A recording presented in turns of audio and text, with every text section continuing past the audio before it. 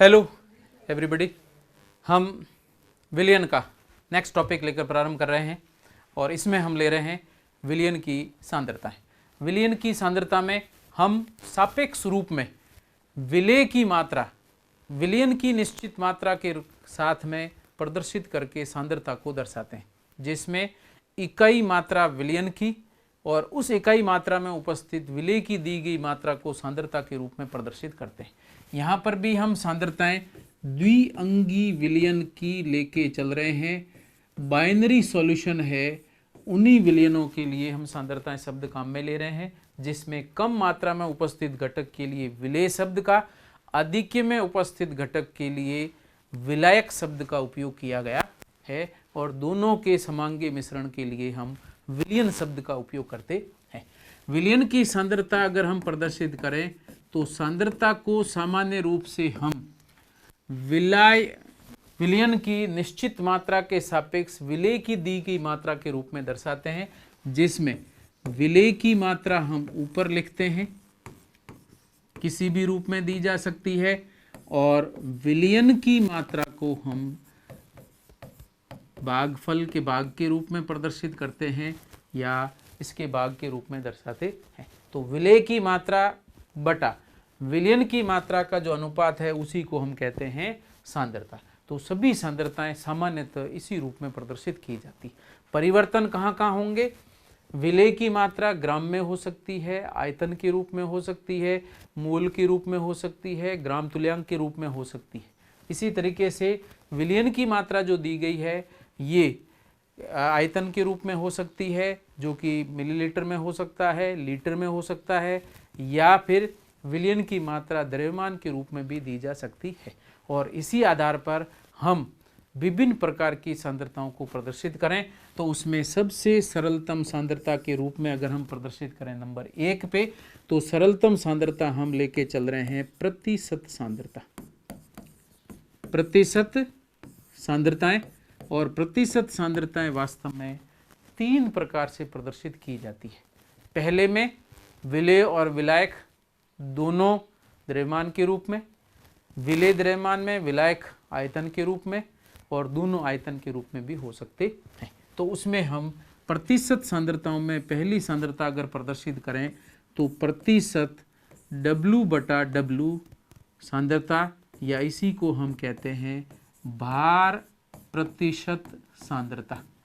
भार प्रतिशत सांद्रता का मतलब है कि 100 ग्राम विलियन में, यहाँ पर हम विलियन ले रहे हैं, 100 ग्राम विलियन में उपस्थित का मतलब घुले हुए, अर्थात विलेय का भार भी उस विलियन के भार में शामिल है। तो 100 ग्राम विलियन में उपस्थित विलेय की दी गई मात्रा को हम प्रतिशत सांद्रता कहते हैं। तो 100 ग्राम विलियन में उपस्थित विलेय की दी गई मात्रा को हम प्रतिशत सांद्रता कहते हैं।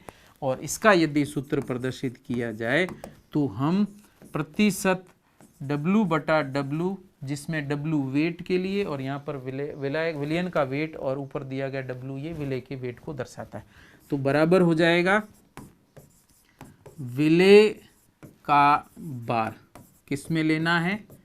ग्राम में, डिवाइडेड बाय जो भी भार आपको विलियन का दे रखा है तो विलियन का भार भाग के रूप में, और गुणा यदि हम कर दें किससे? 100 से, तो 100 ग्राम विलियन में उपस्थित विलेय की मात्रा ग्राम में जितनी भी है उसी को हम प्रतिशत सांद्रता कहते हैं। जैसे यदि कहा जाए कि H2SO4 जो सांद्र रूप में उपस्थित होता है, सांद्र H2SO4 98% W/W के रूप में होता है। सांद्र H2SO4 जो प्रयोगशाला में प्रयुक्त किया जाता है 98% W/W के रूप में उपस्थित है। अर्थात इसका मीनिंग क्या है? ये इसकी प्रतिशत भार सांद्रता या भार प्रतिशत सांद्रता को दर्शाता है, और इसका मीनिंग है जो मात्रा दे रखी है वो विलेय की मात्रा को दर्शाता है। अर्थात इस सांद्र विलयन में 98 ग्राम सल्फ्यूरिक अम्ल या H2SO4 है, और विलयन कितना है? 100 ग्राम विलयन के अंदर उपस्थित है। तो विलयन का द्रव्यमान 100 ग्राम और H2SO4 या विलेय का द्रव्यमान 98 ग्राम है, तो इसको हम सांद्र H2SO4 के लिए भार प्रतिशत सांद्रता के रूप में प्रदर्शित करते हैं। इसी तरीके से यदि हम दर्शाएं, अगर HCl की बात की जाए तो यह 38% W/W होता है जो सांद्र रूप में उपस्थित रहता है। अर्थात अगर प्रयोगशाला में सांद्र H2SO4 है तो 38% 38% W/W या भार प्रतिशत रूप में दिया गया। इसका मीनिंग है कि 38 ग्राम HCl और 100 ग्राम विलयन उपस्थित है। अगर मैं जल की बात करूं या विलायक की बात करूं तो विलयन में से विलेय का भार घटा दिया जाए तो ये विलेय की मात्रा को दर्शा रहा है, और अगर मैं विलयन में से विलेय की मात्रा को घटा दूं तो शेष मात्रा विलयन की मात्रा को प्रदर्शित करती है या विलायक की मात्रा को प्रदर्शित करती है। तो इस तरीके से ये HCl के लिए ऐसे ही हम आगे काम में लेंगे। अगर सांद्र HNO3 दिया गया है तो प्रयोगशालाओं में सामान्यतः 68% W/W HNO3 सांद्र विलयन के रूप में दिया जाता है। अब यहाँ पर दो शब्द आपके आएंगे काम में, एक तो सांद्र और एक आता है तनु। तो यहाँ पर आपको ध्यान रखना है, सांद्र शब्द सामान्यतः तुलनात्मक रूप में प्रयुक्त किया जाता है और तनु शब्द भी सामान्यतः तुलनात्मक रूप में प्रदर्शित किया जाता है। तो तनु विलयन सामान्य परिस्थितियों में हम प्रयोगशाला में 5N या कह सकते हैं 5% सांद्रता से कम सांद्रता के विलयनों को हम सामान्यतः तनु विलयन कहते हैं, और इससे अधिक सांद्रता के विलयन को हम सांद्र विलयन कहते हैं।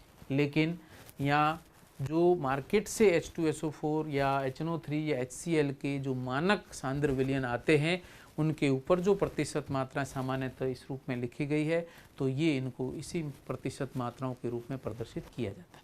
प्रयोगशाला में हम अगर ये नहीं लें तो इन 5N या 5N से अधिक सांद्रता के सभी विलयनों को तुलनात्मक रूप से सांद्र विलयन कहा जाता है।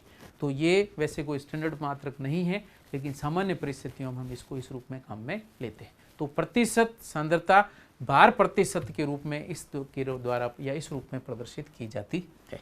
सेकंड प्रक्रिया हम इसके साथ में लेके चल रहे हैं, वो है प्रतिशत W/V, या इसे कहा जाता है आयतन प्रतिशत सांद्रता। आयतन प्रतिशत सांद्रता का यहाँ पर क्या मीनिंग है?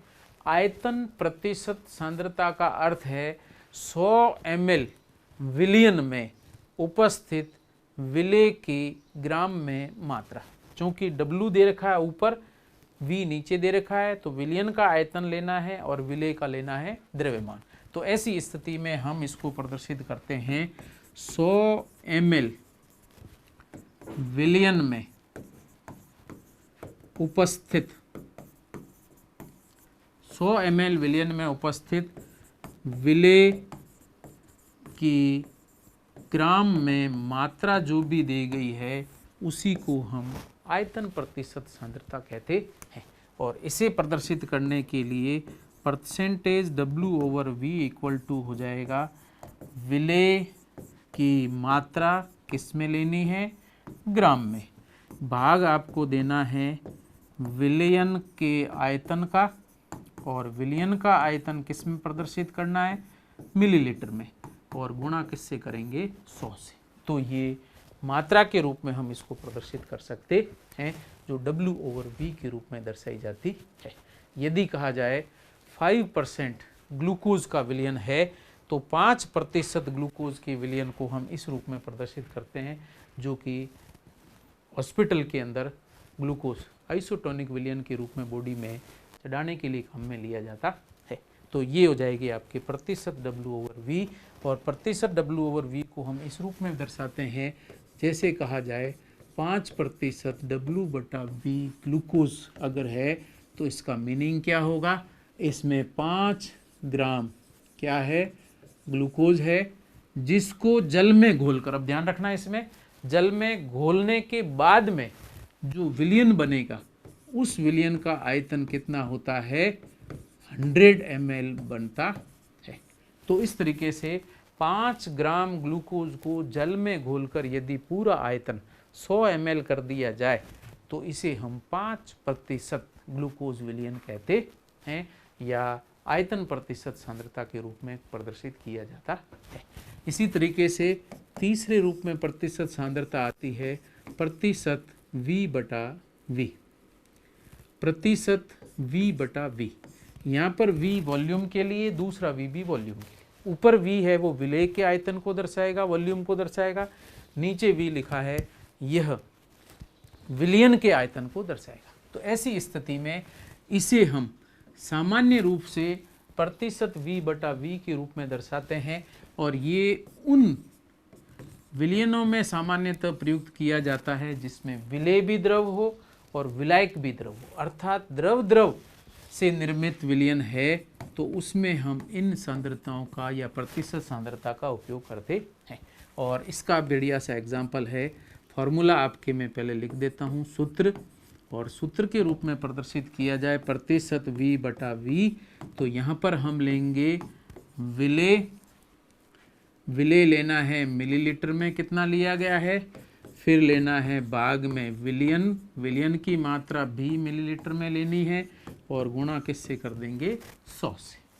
या हम सामान्य रूप में कहें 100 ml विलयन में उपस्थित विलेय का आयतन प्रतिशत सांद्रता या आयतन सांद्रता कहलाता है। तो 100 ml विलयन में उपस्थित विलेय का आयतन मिलीलीटर में जो दिया गया है वही प्रतिशत V/V कहलाता है। और इसका सबसे इम्पोर्टेंट एग्जाम्पल है शराब और दवाइयों को के विलयन जो बनते हैं जिनमें दोनों द्रव, एक द्रव दूसरे द्रव में घोल रखा है, तो वहाँ पर हम इस मात्रक का उपयोग करते हैं। आप दवाई की जो बोतल है उसके ऊपर V/V प्रतिशत सांद्रताओं के रूप में, W/V प्रतिशत सांद्रताओं के रूप में और W/W प्रतिशत सांद्रताओं के रूप में लिखा मिलता है। इसके अलावा जैसे शराब है या मदिरा जिसको कहा जाता है, ये एल्कोहल का विलयन है। ये वास्तव में क्या है, विलयन है, और ये विलयन 42.8% V/V के रूप में उपस्थित होता है। इसका मीनिंग है कि 42.8 ml एथिल एल्कोहल C2H5OH कितना है, 42.8 मिलीलीटर, और इसमें 100 ml क्या है, विलयन है। और अगर जल कितना मिला हुआ है तो आप जल की मात्रा को इस ज्ञात करने के लिए 100 में से 42.8 घटा दीजिए और ये हो जाएगा आपके 57.2 ml आता है। तो इस तरीके से अगर 42.8 ml एथिल एल्कोहल में 57.2 ml जल मिला दिया जाए तो परिणामी विलयन 42.8% V/V एल्कोहल का विलयन या शराब कहलाता है और इसी रूप में इसको प्रदर्शित करते हैं। तो प्रतिशत सांद्रताएं हम 3 रूप में प्रदर्शित करते हैं और तीनों की प्रक्रिया यहाँ पर प्रदर्शित कर दी गई।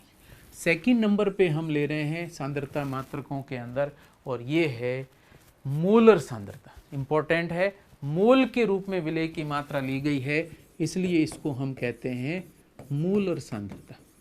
और मोलर सांद्रता को हम प्रदर्शित करते हैं 2 रूपों में, मोलरता और मोललता।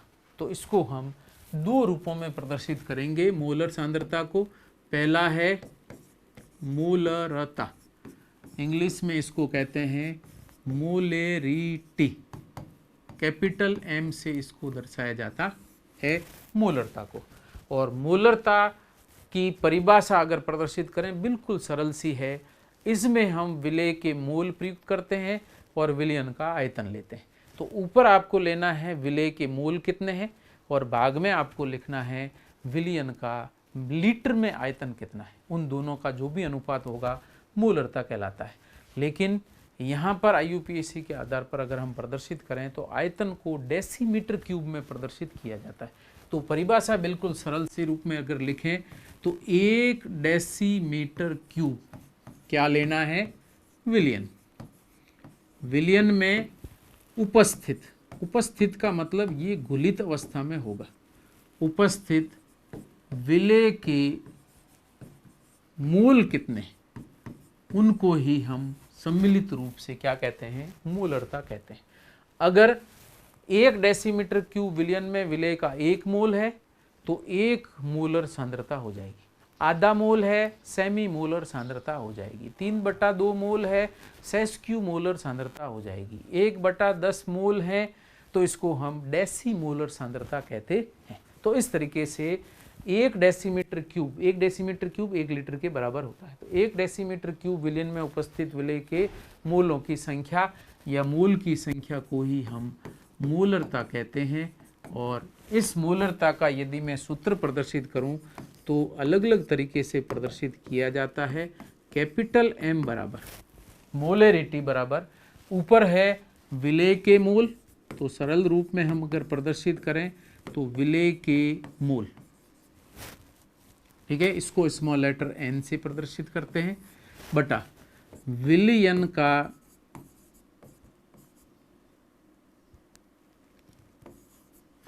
का आयतन। लेकिन आयतन अब आपको ध्यान रखना है किस में लेना है, डेसीमीटर क्यूब में लेना है, या आप इसकी जगह लीटर लिख सकते हैं, एक ही बात है। लेकिन सामान्य रूप से IUPAC में हम डेसीमीटर का ही उपयोग करते हैं। तो विलेय के मोल बटा विलयन का आयतन डेसीमीटर क्यूब में, इसको सरल रूप में लिखा जाए तो इसे हम कहते हैं N/वॉल्यूम इन डेसीमीटर क्यूब, और यही कैपिटल M को दर्शाता है। ये मोलरता का सूत्र है। यहाँ पर चूंकि N जो दिया गया है मोल की संख्या है, मोल की संख्या है, किसके लिए काम में लिया गया है, विलेय के लिए। तो विलेय के मोलों की संख्या यदि प्रदर्शित की जाए तो इसको दर्शाया जाता है विलेय का द्रव्यमान, ऊपर हम लिखेंगे विलेय का भार या द्रव्यमान ले लीजिए, कितने में किस में लेना है, मात्रक ग्राम अनिवार्य रूप से लेना है, ध्यान रखना है। और नीचे हम द्रव्यमान में यदि अणु द्रव्यमान का भाग दे दिया जाए तो विलेय के मोलों की संख्या आ जाएगी, और भाग हम दे रहे हैं विलेय का अणु द्रव्यमान का, और इसमें भाग देने से जो मान आएगा वही मान विलेय के मोलों की संख्या को या N को दर्शाता है। अर्थात हम N की जगह क्या लिख सकते हैं, विलेय का भार ग्राम में।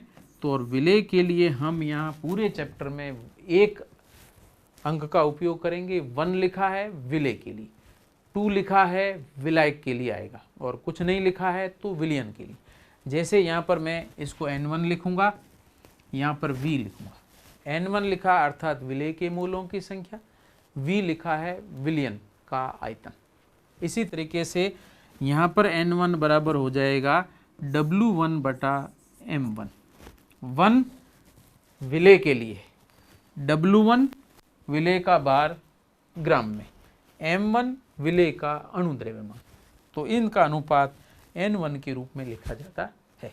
तो यदि मैं इन दोनों को सम्मिलित रूप से लिखूं तो मोलरता का मात्रक हो जाएगा या सूत्र हो जाएगा, ऊपर आ जाएगा W1/M1 इंटू 1/ विलयन का आयतन डेसीमीटर क्यूब में। अगर विलयन का आयतन डेसीमीटर क्यूब की जगह सेंटीमीटर क्यूब या मिलीलीटर में दिया गया है तो हम इसको ऐसे लिख सकते हैं W1/M1 इंटू 1000 बटा विलयन का आयतन सेंटीमीटर क्यूब के रूप में लिखा जाए। अब यहाँ 2 चीज़ें ध्यान रखना, 1 डेसीमीटर क्यूब हमेशा 1 लीटर के तुल्य, और 1 सेंटीमीटर क्यूब यहाँ पर 1 ml या मिलीलीटर के तुल्य होता है या माना जाता है। लेकिन IUPAC के नोटेशन के आधार पर हम यहाँ डेसीमीटर क्यूब और यहाँ सेंटीमीटर क्यूब का उपयोग करते हैं, क्योंकि ये आयतन है जो कि लंबाई इंटू चौड़ाई इंटू ऊंचाई के सापेक्ष प्रदर्शित किया जाता है। तो लंबाई सेंटीमीटर, चौड़ाई सेंटीमीटर और ऊंचाई भी सेंटीमीटर है तो सेंटीमीटर क्यूब, लंबाई चौड़ाई ऊंचाई यदि डेसीमीटर में है तो डेसीमीटर क्यूब के रूप में आयतन दर्शाया जाता है। तो इस तरीके से मोलरता का मात्रक हो जाएगा W1/m1 इंटू 1000 अपॉन आयतन सेंटीमीटर क्यूब में, और यही मोलरता के मात्रक को प्रदर्शित करता है। यदि मैं एग्जाम्पल की बात करूं तो एग्जाम्पल के रूप में हम प्रदर्शित करते हैं मोलरता कैसे ज्ञात की जाती है। तो स्पष्ट रूप से ध्यान रखना, आणविक सांद्रता है तो उन पदार्थों के लिए ही हम इसको काम में लेते हैं जिनके स्वतंत्र अणु उपस्थित रहते हैं या स्वतंत्र अणु विलयन के अंदर उपस्थित होंगे। तो स्वतंत्र अणुओं के संदर्भ में हम यहाँ बात कर रहे हैं, ग्लूकोज की बात की जाए तो ग्लूकोज के मोलर विलयन के, तो ग्लूकोज के मोलर विलयन की सांद्रता या मोलरता अगर आपको ज्ञात करनी है तो उसका मैं यदि प्रश्न प्रदर्शित करूं, अगर कहा जाए 18 ग्राम ग्लूकोज 250 मिलीलीटर विलयन में घुला है तो विलयन की सांद्रता क्या होगी। तो विलयन की सांद्रता बताओ।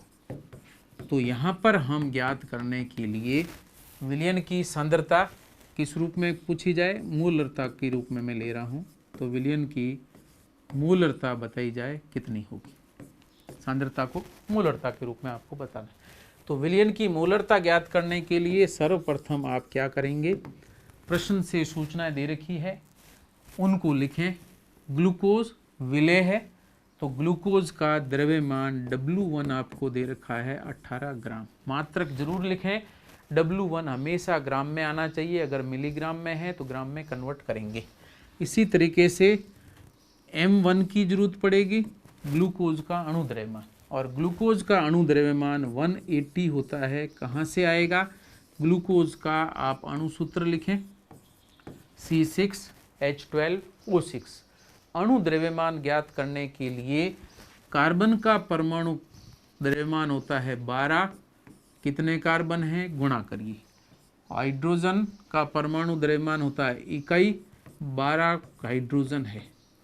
ऑक्सीजन का परमाणु द्रव्यमान 16, कितने ऑक्सीजन परमाणु हैं 6 है। इन सभी को सरल करके ज्ञात करेंगे तो ग्लूकोज के एक अणु का अणु द्रव्यमान 180 आ जाएगा और यही M1 की जगह लिखा जाएगा। इसके अलावा विलयन के अंदर आपको विलयन का आयतन दे रखा है, क्योंकि विलयन लिखा है आगे, इसका मतलब विलयन के आयतन को दर्शा रहा है। तो यहाँ पर 1 2 नहीं लिखना है, V लिखेंगे, और कितना है 250 मिलीलीटर, जो कि 250 सेंटीमीटर क्यूब के बराबर होगा। इसके अलावा आपको दिया गया है मोलरता ज्ञात करनी है। सबसे पहले अब आप सूत्र लिखेंगे, सूत्र हो जाएगा M बराबर, हमेशा न्यूमेरिकल सरल करते समय सूत्र पूरा लिखें, फिर उनके मान जो दिए गए वो लिखें, फिर सूत्र में मान रख के सरल करें तो सवाल गलत नहीं होगा, अन्यथा न्यूमेरिकल क्वेश्चन गलत होने की पूरी संभावना रहती है। तो सूत्र आप समय देकर के पूरा लिखें, W1/m1 into 1000 divided by volume in millilitre आप लिखें, या सेंटीमीटर क्यूब में दिया है तो वो लिख दें। W1 ग्राम में आना चाहिए, M1 का यहाँ मात्रक की जरूरत नहीं है। अब आप इसको प्रदर्शित करें तो ये आ जाएगा आपके W1/m1। तो W1 आपको दे रखा है 18, M1 हमने ज्ञात किया है 180, 1000 है ही, आयतन आपको दिया हुआ है 250, तो डिवाइड कर दीजिए 250 से, सरल करिए, इसको इससे कैंसिल करेंगे 10 बचेगा, इसको इससे कैंसिल करेंगे 4, 4 में 10 का भाग देंगे तो 0.4 आएगा, और 0.4 का यहाँ पर M का मात्रक भी आपको ध्यान में रखना है। M का मात्रक या तो हम डायरेक्ट सूत्र के रूप में लिख सकते हैं 0.4 M लिख सकते हैं, या ऊपर मोल और नीचे हम क्या प्रदर्शित कर रहे हैं, विलयन का आयतन किस में ले रहे हैं, डेसीमीटर क्यूब में। तो ये था यहाँ पे N/V V डेसीमीटर क्यूब। तो मात्रक ऊपर हो जाएगा मोल और नीचे हो जाएगा पर डेसीमीटर क्यूब। तो ये आपको ध्यान रखना है। तो यहाँ पर हम इसका मात्रक लिखेंगे, अंक में कोई परिवर्तन नहीं होगा। m की जगह हम लिखेंगे मोल, मोल को प्रतीक के रूप में लिखें, सिर्फ स्मॉल लेटर में MOL लिखा जाएगा। और जो भागफल के अंदर आयतन है उसको आपको किस में लिखना है, यहाँ चूंकि हमने 1000 से गुणा कर रखा है या इसमें 1000 का भाग दे रखा है तो ये डेसीमीटर क्यूब में कन्वर्ट हो जाएगा। तो यहाँ पर हो जाएगा डेसीमीटर क्यूब, लेकिन ये चूंकि भागफल में था इसलिए प्रति डेसीमीटर क्यूब लिखा जाता है। तो यहाँ पर मात्रक होगा 0.4 m कैपिटल रूप में लिखें, या फिर आप इसको लिख सकते हैं मोल प्रति डेसीमीटर क्यूब या मोल डेसीमीटर इनवर्स क्यूब के रूप में इसको प्रदर्शित करें, और ये इसके मात्रक को भी दर्शाता है। तो m मात्रक है या मोल पर डेसीमीटर क्यूब या मोल प्रति लीटर इसके मात्रक को दर्शाता है। तो इस तरीके से मोलरता आणविक सांद्रता को प्रदर्शित करती है। ये मोलर सांद्रता है और उन पदार्थों के लिए प्रयुक्त की जाती है जिसमें अणु होते हैं। नेक्स्ट हम बात करते हैं और वो है नेक्स्ट सांद्रता मात्रक मोलेलिटी, या हिंदी में लिखें मोललता, मोललता। और ये मोललता स्मॉल लेटर m से प्रदर्शित की जाती है, और इसमें विलेय के तो मोल लिए जाते हैं लेकिन विलयन यहाँ पर प्रयुक्त के सापेक्ष मात्रा नहीं लिखते। यहाँ पर हम विलायक की मात्रा के सापेक्ष विलेय के मोलों को दर्शाते हैं। तो इम्पोर्टेंट ध्यान रखना, मोलरता के अंदर 1 डेसीमीटर क्यूब विलयन में उपस्थित विलेय के मोल मोलरता को दर्शाते हैं, जबकि मोललता में 1000 ग्राम विलायक में उपस्थित विलेय के मोलों की संख्या को दर्शाया जाता है।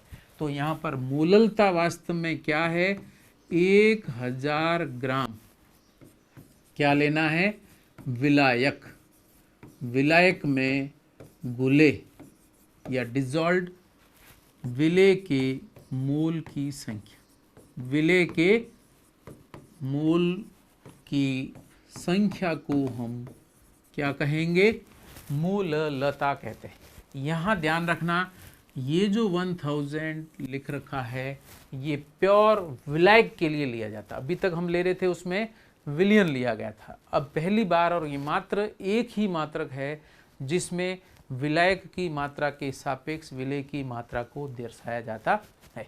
और इसीलिए m अगर हम प्रदर्शित करें स्मॉल लेटर m या मोललता, तो मोललता में m ऊपर तो हो जाएगा विलेय के मोल, विलेय के मोल जितने भी हैं ऊपर लिख देंगे, डिवाइडेड बाय विलायक का द्रव्यमान ले रहे हैं, विलायक का द्रव्यमान। और विलायक का द्रव्यमान भी किस में लेना है, निश्चित है 1000 ग्राम के रूप में हम इसको प्रदर्शित करते हैं। 1000 ग्राम या 1 किलोग्राम ले सकते हैं, लेकिन चूंकि ऐसे ही मात्रकों के रूप में हम द्रव्यमान का मात्रक ग्राम प्रदर्शित करते हैं इसलिए यहाँ पर ग्राम लिखा गया है। तो यहाँ पर 1000 ग्राम विलायक में उपस्थित विलेय के मोलों की संख्या को मोललता कहते हैं। ये हो जाएगा N1 और यहाँ पर हो जाएगा W2। ध्यान रखना है, 1 अंक या 1 अंक का उपयोग हम कहाँ करेंगे, विलेय के लिए काम में लेंगे, 2 अंक का उपयोग विलायक के लिए काम में लेंगे, और प्रतीक के साथ में अंक नहीं लिखा है तो विलयन के लिए लिया जाएगा। तो यहाँ पर N1 विलेय के मोल है, W2 है, W मीन्स द्रव्यमान, किसका है, विलायक का, और यहाँ पर आप इसको क्या लिखेंगे, किलोग्राम में, K स्मॉल लेटर में लिखना है, G भी स्मॉल लेटर में लिखें, तो W2 किस में हो जाएगा, किलोग्राम में। तो मात्रक आप यहीं से लिख सकते हैं, मोललता का मात्रक हो जाएगा मोल, MOL लिखेंगे, और किलोग्राम इनवर्स तो kg इनवर्स करके लिखा जाता है, और यही मोललता का मात्रक है। या फिर आप इसकी जगह केवल स्मॉल m लिखें तो भी जायज़ है, हम मात्रक को इसी रूप में भी प्रदर्शित कर सकते हैं। तो मोललता, मोलों की संख्या 1 किलोग्राम विलायक में कितनी है उसी को मूललता के द्वारा प्रदर्शित करते हैं। चूंकि यहाँ पर विलेय का द्रव्यमान और विलायक दोनों का द्रव्यमान लिया गया है, ऐसी स्थिति में यह मात्रक कभी भी ताप पर निर्भर नहीं करता है। ताप में परिवर्तन के साथ इसकी सांद्रता में कभी कोई परिवर्तन नहीं होता। इसलिए लगभग सभी जगह आजकल इसी मात्रक का उपयोग किया जाता है जो कि ताप पर निर्भर नहीं करता है। तो मोलरता ताप पर निर्भर करती है, मूललता ताप पर निर्भर नहीं करती है। कोई भी ऐसा सांद्रता मात्रक जिसमें आयतन प्रयुक्त किया गया है, आयतन प्रयुक्त किया गया है, वो हमेशा ही ताप पर निर्भर करेगा, क्योंकि ताप के साथ आयतन परिवर्तित होता है। लेकिन ये केवल द्रव्यमान प्रयुक्त किया गया है, तो ऐसी स्थिति में वह मात्रक ताप पर निर्भर नहीं करता है। तो इस तरीके से हम ये मोललता को प्रदर्शित करते हैं। और यहाँ पर एक सिंपल सा एग्जाम्पल अगर मैं प्रदर्शित करूँ तो हम इस तरीके से कह सकते हैं कि यदि 18 ग्राम ग्लूकोज को 300 ग्राम जल में घोला जाए तो विलयन की मोलरता क्या होगी। तो इस प्रकार के जब भी प्रश्न आए तो आपको सबसे पहले ध्यान रखना है, यदि यहाँ पर विलयन नहीं दिया गया तो आप क्या करेंगे, मोललता का ही उपयोग करेंगे। यहाँ पर मोललता लेना, मोललता ज्ञात करनी। तो मोललता स्मॉल लेटर m से प्रदर्शित करेंगे, जिसमें W2 दे रखा होगा, W1 दे रखा होगा। तो यहाँ पर अगर मैं m ज्ञात करना चाहूँ तो W1 बटा M1 उसी रूप में लिखा जाएगा इसकी जगह, ठीक है। इसको हम इस रूप में, सरल रूप में लिख सकते हैं, W1 बटा M1 इंटू 1000 अपॉन W2। यदि आप लिखते हैं ग्राम में तो 1000 से आप मल्टीप्लाई कर दीजिए और इस तरीके से ये किलोग्राम में कन्वर्ट हो जाएगा। तो यहाँ W1 बटा M1 into 1000 divided by W2 किस में लेना है, ग्राम में। मान रख दें, W1 दे रखा है 18, ग्लूकोज के लिए अणु द्रव्यमान निश्चित है 180 इंटू 1000 डिवाइडेड बाय 300। सरल कर दें, 1 2 3 जीरो कट जाएंगे, 18 से 18 कट जाएगा, 1/3। तो यहाँ पर आपकी मात्रक हो जाएगा 1/3 m, या इसको हम लिख सकते हैं m/3। 1/3 या m/3 के रूप में इसको प्रदर्शित किया जाता है, या फिर हम लिख सकते हैं 1/3 और आगे मात्रक के रूप में ये लिख सकते हैं मोल प्रति किलोग्राम विलायक, मोल प्रति किलोग्राम। और ज़्यादा स्पष्ट करने के लिए विलायक लिखते हैं, लेकिन प्रति किलोग्राम लिखा तो अपने आप इसी रूप में लिखा जाएगा। और ख़ास बात, यह ताप पर निर्भर मात्रक नहीं है, क्योंकि विलेय और विलायक दोनों की मात्राएं द्रव्यमान के रूप में लिखी गई है और द्रव्यमान ताप के साथ परिवर्तित नहीं होता है। तो इसी प्रकार हम सांद्रता के अगले मात्रक को इस रूप में प्रदर्शित करते हैं। तो ये दोनों मोलरता और मोललता दोनों ही मात्रक सांद्रता मात्रक हैं, और ये विलेय के अणुओं की प्रकृति के रूप में, मोल के रूप में इसको प्रदर्शित किया जाता है। और हम लास्ट मात्रक ले लेते हैं, और ये है आपके तीसरा। और यहाँ पर हम आयनिक सांद्रता की बात कर रहे हैं, आयनिक सांद्रता या आयनों की सांद्रता की बात करेंगे। और यहाँ पर हमारे पास में फॉर्मलता कैपिटल F से प्रदर्शित की जाती है, मात्रक के रूप में काम में ली गई है। चूँकि यहाँ पर जितने भी आयनिक यौगिक आयनिक यौगिकों के लिए है, तो आयनिक यौगिकों में चूँकि स्वतंत्र अणु नहीं होते, अतः उनके स्पष्ट मोल ज्ञात नहीं किए जा सकते हैं। इसलिए आयनिक यौगिकों की सांद्रता को प्रदर्शित करने के लिए हम फॉर्मलता का उपयोग करते हैं। और यहाँ पर फॉर्मलता का मतलब है, जो भी आयनिक यौगिक है उसका फॉर्मूला मास लेकर के, जो कि इनके मूलानुपाती सूत्र से ज्ञात किया जाता है, मूलानुपाती सूत्र से ज्ञात किया जाता है, क्योंकि इनमें स्वतंत्र अणु नहीं होते। तो मूलानुपाती सूत्र या से फॉर्मूला मास लेकर के यदि हम मोलों की संख्या प्रदर्शित करें तो उसे हम आयनिक सांद्रता फॉर्मूलता के रूप में प्रदर्शित करते हैं। या फिर हम सरलतम शब्दों में कहें कि आयनिक यौगिकों की मोलरता को ही फॉर्मूलता कहते हैं। आयनिक यौगिकों की जो मोलरता है उसी के लिए हमने शब्द काम में लिया है फॉर्मूलता। और परिभाषा बिल्कुल सरल सी हो जाएगी, 1 डेसीमीटर क्यूब विलियन में, ये विलियन का आयतन निश्चित है, 1 डेसीमीटर क्यूब विलियन में घुले विलेय के सूत्र द्रव्यमान की संख्या, सूत्र द्रव्यमानों की संख्या। यहां पर मोल की जगह क्या काम में लिया जा रहा है, सूत्र द्रव्यमान, ग्राम सूत्र द्रव्यमान के रूप में प्रदर्शित करते हैं। तो 1 डेसीमीटर क्यूब विलियन में घुले विलेय के सूत्र द्रव्यमानों की संख्या, जिसको हम कह सकते हैं सूत्र द्रव्यमानों की संख्या या gram formula mass. Gram formula mass का मतलब है कि विलेय का द्रव्यमान बटा विलेय जो दिया गया है उसका सूत्र द्रव्यमान का भाग देके इसको सरल करते हैं। तो इसका F बराबर सूत्र बनेगा विलेय का सूत्र द्रव्यमान। तो यहाँ पर हम लेंगे विलेय के सूत्र द्रव्यमानों की संख्या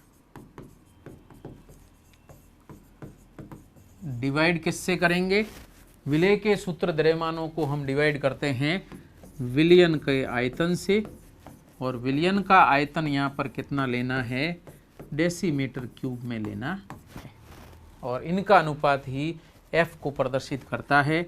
और इसको अगर हम शॉर्ट में लिखें तो विलेय के सूत्र द्रव्यमान, विलेय का ग्राम में द्रव्यमान बटा फॉर्मूला मास F1 करके हम इसको प्रदर्शित करेंगे इंटू 1000 और डिवाइडेड बाय हो जाएगा वॉल्यूम विलियन का, लेकिन डेसीमीटर क्यूब में लिखा जाता है। तो इस तरीके से फॉर्मूला मास। तो आयनिक यौगिकों के लिए अणु चूंकि स्वतंत्र नहीं होते हैं, इसलिए सूत्र द्रव्यमानों का उपयोग करके हम फॉर्मूला मास या फॉर्मेलिटी ज्ञात करते हैं। और यहाँ पर इसका मात्रक आप F लिख सकते हैं, या ग्राम मोल या ग्राम सूत्र द्रव्यमान डिवाइडेड बाय विलियन का आयतन लिख के दर्शाते हैं। और एग्जाम्पल के रूप में यदि मैं लेता हूँ NaCl, तो NaCl के लिए फॉर्मूला मास हो जाएगा 23 और 35.5 तो 58.5 हो जाएगा। ठीक है। इसी तरीके से अगर मैं Na2CO3 की बात करता हूँ, ठीक है, तो ये F1 इसके लिए हो जाएगा, चूंकि ये अणु नहीं है, आयन का सरलतम मूलानुपाती सूत्र है, तो इसको जोड़ करके लिखें 46 और 60 106 हो जाएगा। तो ये F1 के रूप में लिखा जाता है। सेम है, सिर्फ अंतर ये है आयनिक यौगिक है जिसमें स्वतंत्र अणु नहीं होते हैं, अणु द्रव्यमान नहीं होता, उसकी जगह हम सूत्र का जो सूत्र है उसी का द्रव्यमान लेकर के अणु द्रव्यमान की जगह रखें, तो जो मात्रक आएगा वही मान फॉर्मलता कहलाता है। या सरलतम रूप में कहें आयनिक यौगिकों की मोलरता को ही फॉर्मलता कहते हैं। तो इस प्रकार से अब यहाँ पर हमने सरल सांद्रता मात्रक लिए, प्रतिशत सांद्रता ली, मोलरता, फॉर्मलता, मोललता, और नेक्स्ट क्लास के अंदर हम नॉर्मलता लेंगे, ppm सांद्रता लेंगे, ppb सांद्रता लेंगे, मोल भिन्न इसके साथ में लेंगे, और फिर सांद्रताओं के साथ में या जो भिन्न भिन्न सांद्रताओं के मात्रक हैं उनमें आपस में संबंध क्या होता है उसकी सामान्य जानकारी लेंगे, क्योंकि इससे रिलेटेड न्यूमेरिकल प्रश्न एग्जाम्स के अंदर पूछे जाते हैं। उसके बाद में हम मूल टॉपिक को प्रारंभ करेंगे। Thank you so much.